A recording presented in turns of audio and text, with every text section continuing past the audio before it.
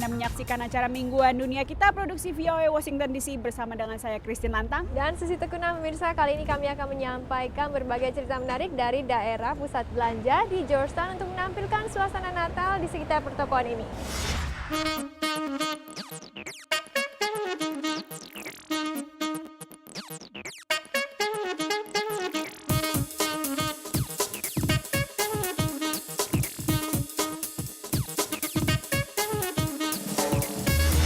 Georgetown ini memang tempat yang sangat ramai ya, tidak hanya orang jalan tapi lalu lintasnya juga ramai terus. Jadi di sini cari parkir susah ya. Karena memang di sini ini adalah selain terkenal karena ada Universitas Georgetown, tapi juga di tepi Sungai Potomac ini ya adalah tempat pusat wisata kuliner dan belanja. Betul sekali, banyak sekali toko-toko yang menarik ya Sus ya, di mana daerah ini yang didirikan pada tahun 1715 ini merupakan salah satu landmark Washington DC. Ya. Dan sering kita lihat ya tampilannya di TV-TV, serial ataupun di film-film.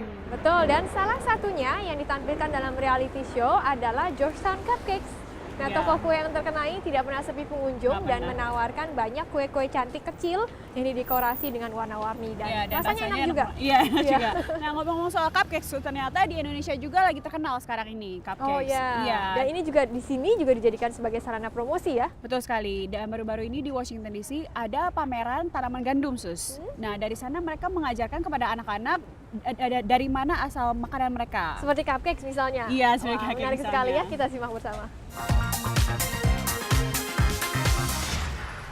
Selama 2 hari bulan Oktober, sebuah ladang gandum tumbuh di pusat kota Washington DC.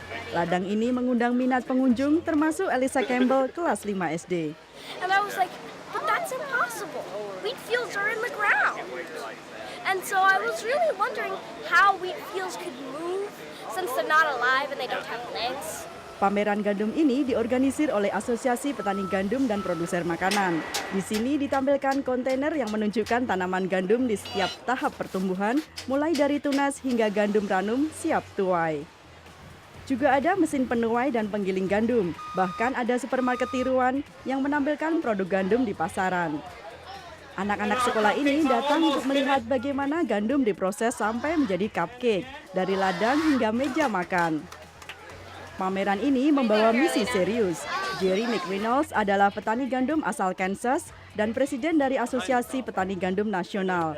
Menurutnya, pameran ini bertujuan meningkatkan kesadaran orang mengenai asal makanan mereka. All we can do is try to give some education and help them understand that it's a process. It doesn't just happen. You don't just go to the store and it's magically there. Menurut Jerry, bukan hanya anak-anak sekolah yang memerlukan pelajaran dari mana asalnya makanan mereka. Ia berkata para pembuat kebijakan lingkungan juga sudah kehilangan arah. We wouldn't do anything to harm the environment.